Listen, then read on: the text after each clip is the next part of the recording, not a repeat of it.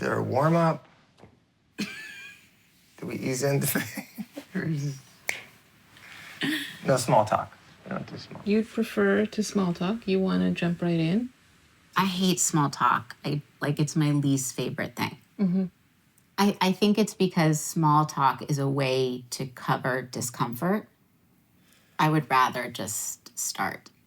Mm-hmm. It's making me think about, like, if we're sitting on the couch, right? And Josh will go like, mm-hmm. Right? And I'm just like, just like, kiss me or something. It's like that. Small talk. 100%. Mm-hmm. 100%. Come on, I'm not that. I'm not No, that. I know, but I'm just saying. It's like the first time we. It's like the first time we kissed. Sure. I was like, just do what you're gonna like. Just do it. It's So almost you're coming at the situation rather than. Yes. Mm-hmm. Josh, what is it like for you to be on the receiving end of that? I feel pressure to present the answer that she is looking for. Mm-hmm. I mean, I guess I think it's disconcerting to Molly.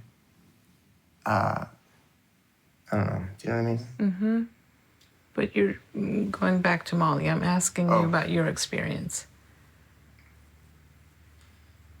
Can you be more Did you specific? notice that I asked you a question about being on the receiving end. Yeah, I guess, which is why. And you went back to discomfort in Molly. I mean, it's good for you to notice. Oh, that she felt that way rather than how I might have felt about it.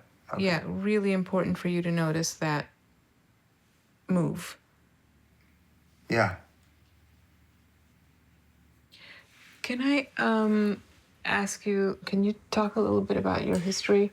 Sure. I grew up in Connecticut till I was about 10. You know, we went to church. We had the red door and the white house and like all, you know what I mean? We were like the picket fence. Like, we didn't actually have a picket fence, but like it was like that kind of like out of a.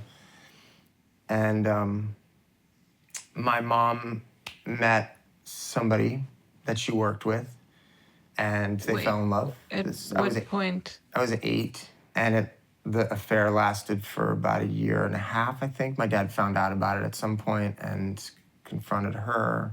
Over the course of the next year, my mom was gone a lot at night. She would come home late. It seemed, I don't know if she did, but in my memory, she was always gone.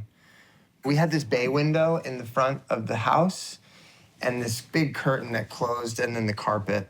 And I could climb out onto the bay window and sit behind that curtain. Mm. And so that was like my spot, kind of waiting for my mom to come home. This is the image that I have. My sister upstairs on the phone. She's in junior high. I'm sitting in the bay window. My dad's at the dinner table with the cold dinner, waiting for my mom to come home. Whoa. His father had said that he will go to his grave shaking his head and in not understanding, in just not knowing. How did it happen? How did What do you mean? Like, I think he couldn't believe that she would leave him. So I think it's his own. I think a little bit of his own ego. I think he couldn't see his part. That he had maybe not given her what she really needed, what she was, longing for.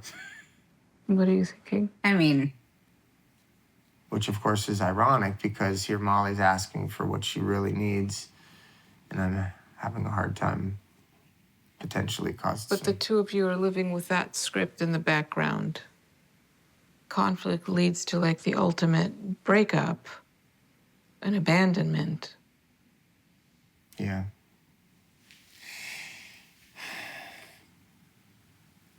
I don't know, the notion of like sitting in that window, like when I think about that kid, I'm like I identify with characters in stories that are good at hiding to survive, right? Like kids, like the kids behind the curtain. Yeah, sure. Kids in the story who hide from the monster instead of fight it. Mm-hmm. It's upsetting, but it also seems relevant to something between the two of you. Do you hear that? I do think that when I was spending time with other people, I do feel like he was, Waiting behind Wait. the curtain. Yeah. For sure. Yeah. yeah. Yeah.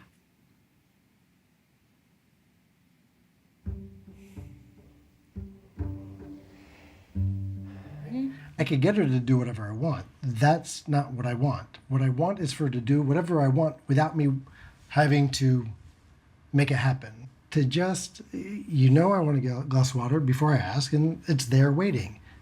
And that, Can I ask you something? of course, Did you ever have anybody take care of you like that?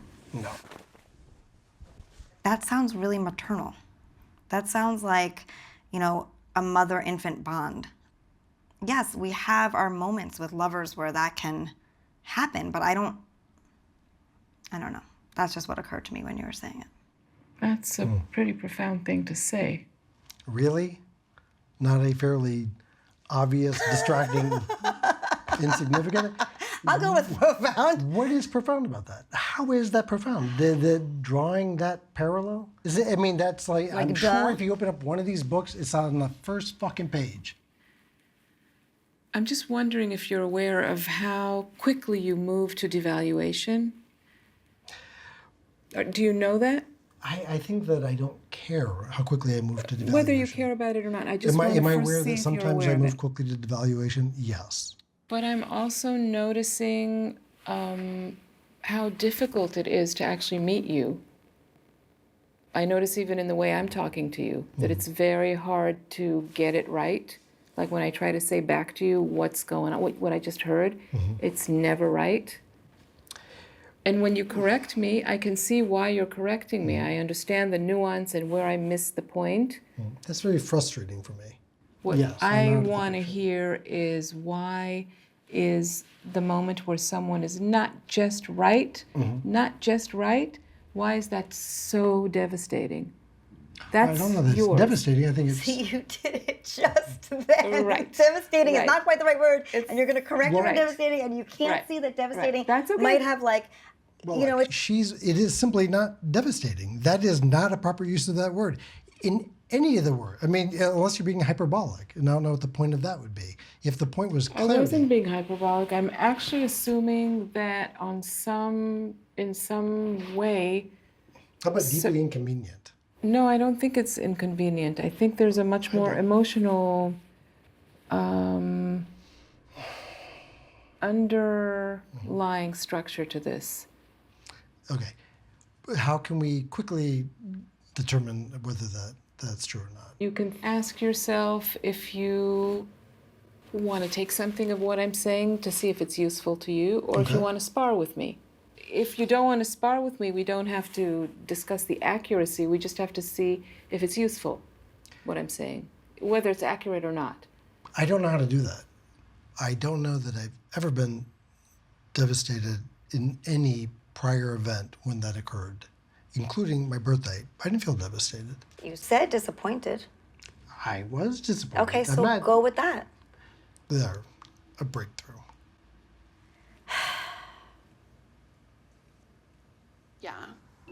We had a big fight on Saturday because we were like picking up the house, and I was making the bed, and she like was doing something at the vanity, and she threw a piece of trash onto the bed while I was making it.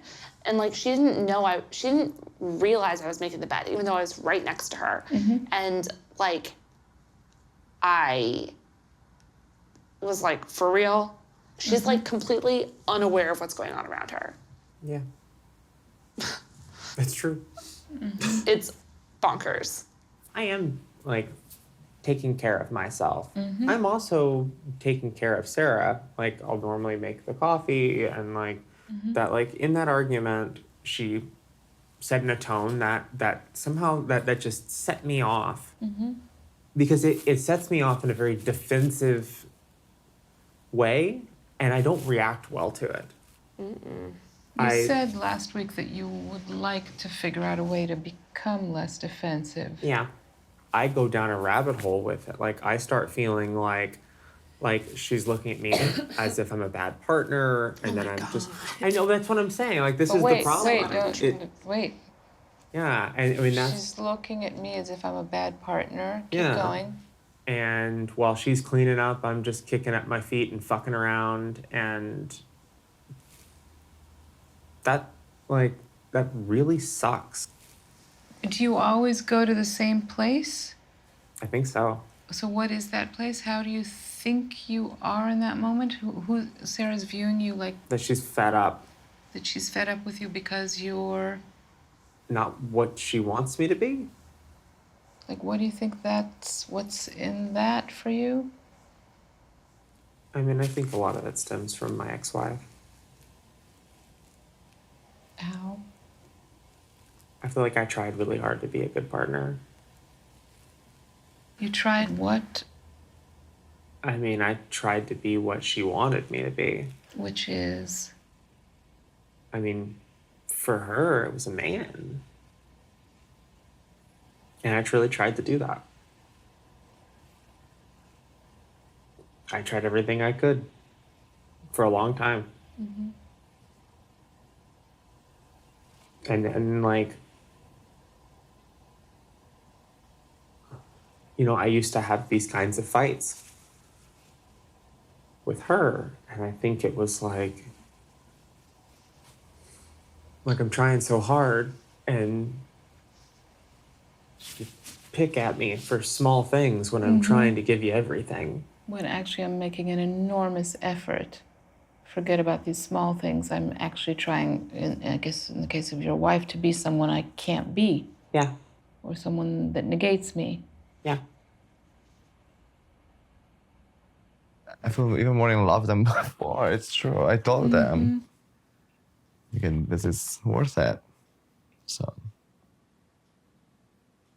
What would you say? Well, I don't know. Like he brought that up the other day. He said, "No, I feel more in love with you," and I kind of just giggled because, you know, it's sweet. It's a sweet thing to say, and I think that falling more in love is a great thing. But there is a part of me that kind of feels like there's going to be a lot of things that come up in a relationship that's going to last a substantial amount of time that are significant situations. But are you worried that if things get really tough, Gianni will leave? Is that what you're saying? You're not sure Gianni will stick around if it gets deep and turbulent?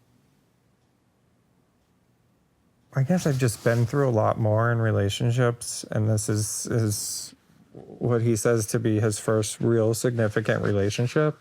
Some of that is I feel like you have like a very black and white line of what would be acceptable, what is not, how a relationship should be, how it shouldn't be. last year our relationship was not acceptable at all. Right. And you I stayed. stuck it out I big was- time. Yeah. I don't know why you have this fear now. If we had to phrase what you're saying in the form of a worry, what's your worry about Gianni? I guess looking at our relationship and saying, this is going to be the relationship that takes us to the end of our time.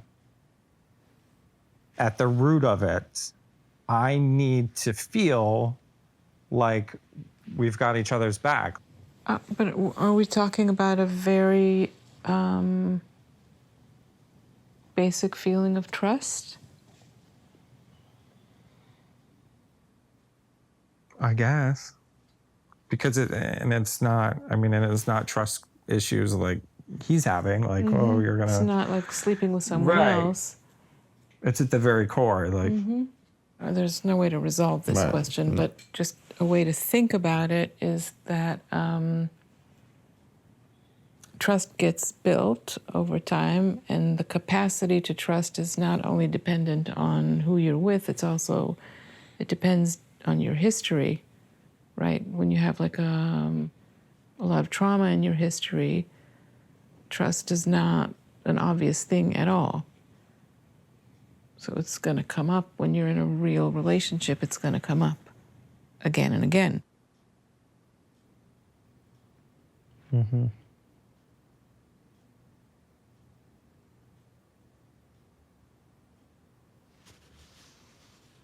When we were first married, the first few years of our life, I was so excited every time he would come home. Sometimes I would wait for him by the window like a puppy, like waiting for him to get home. And I just feel like over the years, so much resentment and so much disappointment has built up. It's very hard for me to just be jovial and happy and carefree. When he says to me that when he feels that I'm agitated, it's hard for him to come toward me. Right. So it's almost as if I can never get what I need out of Right. him, because when I'm upset and when I'm agitated and when I'm frustrated and when I'm angry, it's when I need him the most, but I'm the least able to express it. And Yeah. he's the most likely to take that step back and say, I don't want to go near you with a 10-foot pole because Right. you're clearly upset right now. Right. Like, I don't want to be the person to say to him, will you give me a hug? Because I don't want a hug from him because I'm angry at him. But if you get a hug from him, how will that get in your way? Maybe it'll make me feel in some way as though I'm rewarding him, or make him feel like everything is copacetic when it's clearly not. So you're kind of doing a star system. Yes. You are not getting a check on the 10th day, and you do not get to stay home from work. Don't get any ideas. The star system never worked on me as a kid. It doesn't really work. I feel like it also expresses itself sexually. That I was just going to ask, actually, because because he'll that's tell often me. the next arena. Yeah, I get very frustrated that he doesn't initiate things. I'll say to him, I'm like, you don't have to do very much. Like, all you have to do is just show me a little bit of affection, and that'll be enough. Like, I'll fill in all the rest of the gaps. Yeah. But he won't do that. He'll never take that first step. Never. In 11 years of marriage, never happens. Not true. It's like you are asking me to be that person. Listen, part of what you're doing, in a way, might be a clue to what goes on sexually and in other domains. You are doing all the work. You've asked the question, you've answered already what his response is, you're doing it all. So, but then you're saying, where is he? Right? So, let's ask. Where are you? What are your thoughts? Are you even here? I think so. What are your thoughts? First of all, how are you feeling? Well, it's upsetting, a little uncomfortable. I think there's like a baseline fear that I'm upsetting her or that she's angry at me. She'll say like, hey, I'm just sitting here on Netflix. You could just like jump my bones. And it's just like, no, I'm like, You have no idea what you're gonna get. Like, I don't want to jump into a bear trap that like might be okay. I put a real live bear trap and I wait for him to walk into it. And then, Right, exactly. Right. I would say Right. most of the time I bring up a topic of conversation, I feel like it's shot down for some reason. That creates a bedrock A of baseline of kind of expecting to be rebuffed or criticized. a baseline of just like being careful where I Yeah. tread. Okay. That's good information for you. But to go back to the original business of like initiation, what ends up happening is the more agitated, anxious, and in a way rejecting you are, the more you retreat, Right. right? The more you retreat, the more agitated you are. So that's it. That's your dance. right. Right? So if we translated that into what you each could do to make somewhat of a difference and see if we can get any traction with that, what would be a way for Michal to position herself differently with you? I mean, really. in a way that would be less scary. Yeah, I mean, like, look, the truth is, I'm never scared of Michal. Like, That's I love not her. true. It's what I mean is that, like, when I'm scared, it's like scared to engage. Like, Right. So how can Michal position herself differently so you feel Right. less scared to engage? Well, the truth is, if she were to greet me with a smile, that would be like a mile in the right direction. Like, I always agree with. I don't know what you're talking about. I'm constantly Okay, smiling so at you. wait. That's So not how it that's- feels. It feels like when I walk home, like I have to like sort of take a deep breath, walk into the room. Oh, that and like sucks. there's gonna be some like first of all, just I don't mean this as a rant, but like, I don't think there's a day I come home that you don't tell me about something terrible that happened that day. You got to realize that, like, when I walk through the door, the first thing I'm getting is bad news. Michal's probably in a bad mood, and maybe just leave her alone or try to engage like politely and carefully without upsetting her. And like, I'll do that, and then it'll start getting on like buttons I shouldn't be touching. And then you just sort of tell me to leave like that. So would it be an okay ask for you to move towards the areas that Michal is most agitated about? Let's say you are imagining, I'd like to have a really nice, relaxing evening later on. Let me start off by actually asking a question about what really makes Michal anxious. So how are we doing with the finances? What are your thoughts about it today? Well, I don't know if I can really bring those topics up. I would love for you to talk about that stuff. I feel like Go you ignored straight I feel like you in. get angry when I talk about those things. Well, then bring it back here and we will discuss that because that's Okay. your homework. Okay. And for you, when Michael comes home, to spend half an hour just having a benign, pleasant interaction. Yes, and improvisational here. Yes, and can we also have an half an hour talking about things that are more practical? Sure. I think that's perfect. Fine, deal. Deal. Forged in blood. With the therapist spit. Right. So it came up yesterday. While I was out with a friend, Nadine went to see one of her lovers without telling me. I felt that a boundary was crossed because there was no communication about her going to see them. And this isn't the first time a boundary has been crossed with this particular person. And so the primary thing I say when we're really not getting along and I'm really struggling to establish boundaries or feeling like boundaries are not being honored is to say, let's move apart. You need to move out and let's move apart are very different energies. Yeah, okay. You need to move out. It's been my experience was a little different. Tell me. That person, they had gotten their period, they weren't feeling well. I asked them if they wanted weed. It was a literal 4-second interaction, like boom, boom, bye. Because I was so afraid of what it would create in the home. I said, hey, this is what happened. And then immediately, you need to move out. I mean, the energy was not calm and cool and collected. And mind you, I'm like in the bathtub. So like, I'm like trying to like have a conversation and trying to relax or whatever. So then it's just like this very intense conversation. And it even like the way What happens in the conversation? I was like, my feelings are growing deeper and I expressed all that so I could understand why. My feelings are For the other person. More than that, there were very particular words that were said. like. I might be, like, it might be a love thing, that I might be feeling. And then I feel like I can't even, I don't know what to do with myself with how I'm feeling towards this person, what it's creating in the home. What does what to you? I feel like I'm a bad partner, I'm a bad lover, I'm a bad everything, and all I do is hurt people, and this is what I'm doing to her, and it was literally like going under the water because I felt like I had no place. You had nowhere to go where Yes. you didn't feel Christine's feelings. Yeah. And sometimes it almost feels like you're responding in a disproportionate way because I feel like you don't like this process at all. Like you don't want to be open, you don't want to be poly, you hate it, and now like I'm just having to like sit here with you hating this relationship.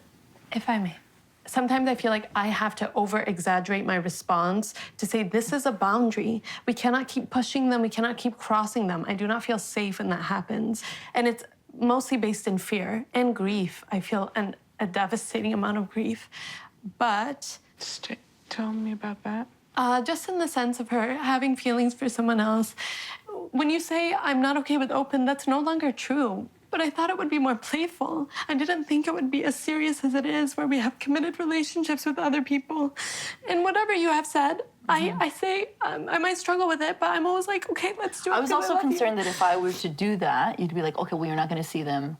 I'm not the a next crazy day. person. Christine. No, I don't think you're a crazy But person. hold on. But let's say Christine says, if you're going to do this, if you want to go see her today or them today, I don't want you to see them tomorrow. What is the problem with that? I think I wanted to do what I wanted to do. Okay. So And that's a there's- theme of our relationship, I feel like.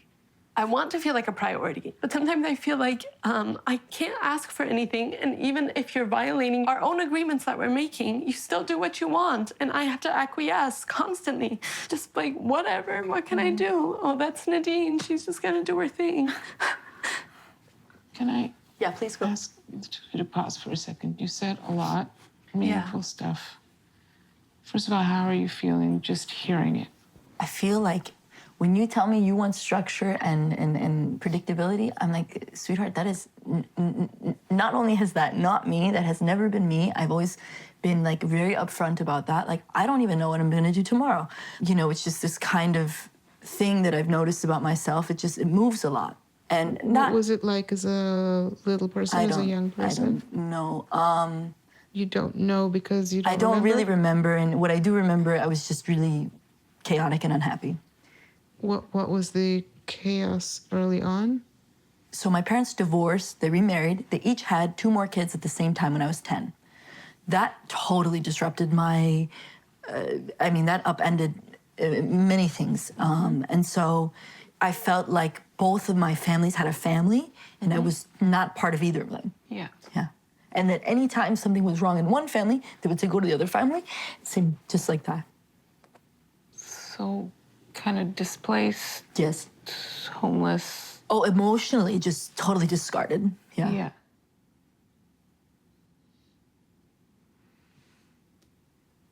Sorry, I said you had to move out. What? Oh, Sorry, no, I it's said you okay. had to move out. How terrible.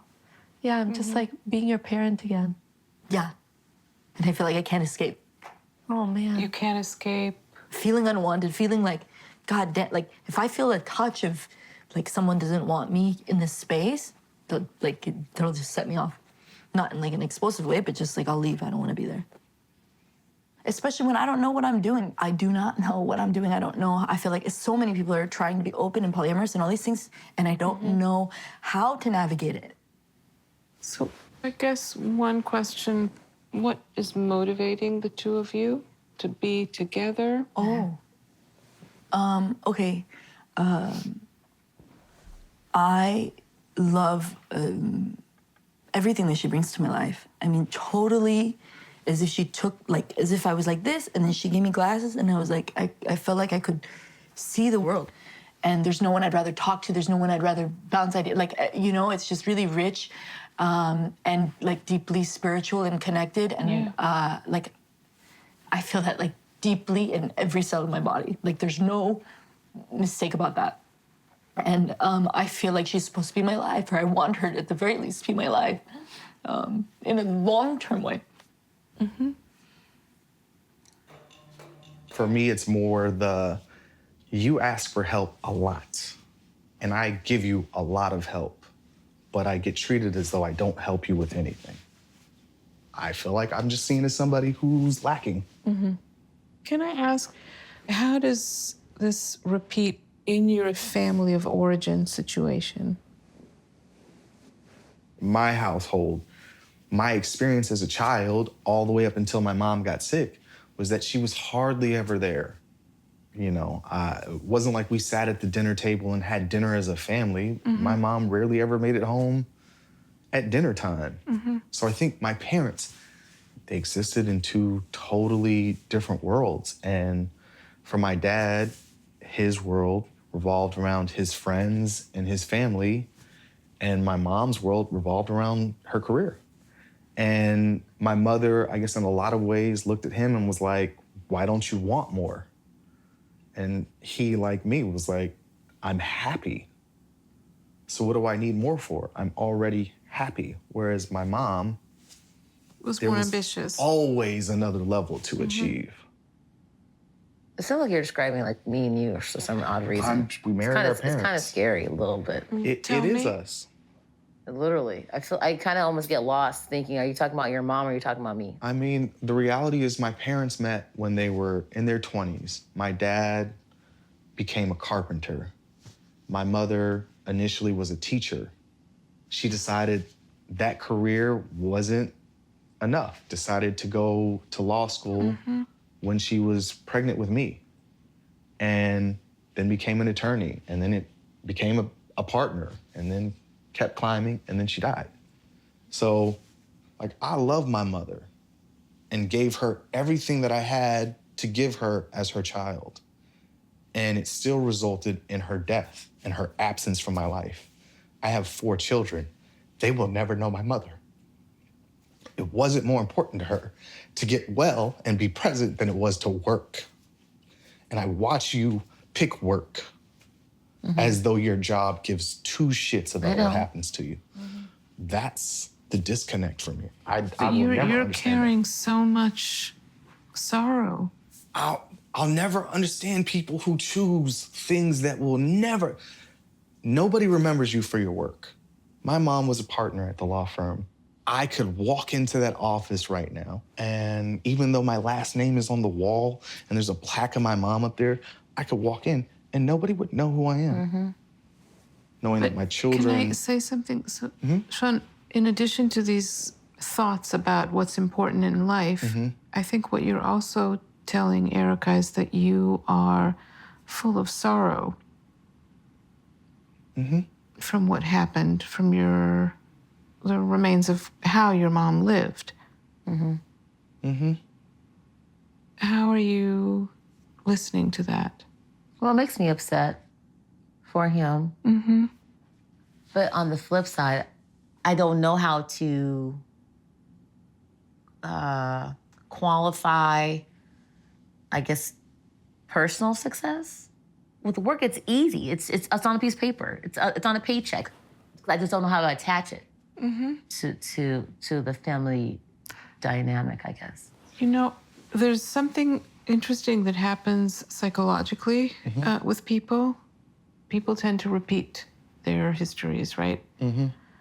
You live it as a child, and then you have your life as an adult, and you unconsciously set out to repeat. And Sean, it might be that your expectation was always that you're going to find yourself again in a similar situation where your wife is going to get busy. Maybe you even chose someone who is prone to go in that direction and, in a way, repeat the same thing you had with your mom. But it also could be that with that expectation, you took over all the domestic, paternal responsibilities, unconsciously kind of already setting the stage for that to happen.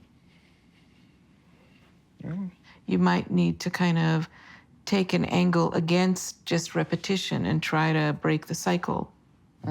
Both of you.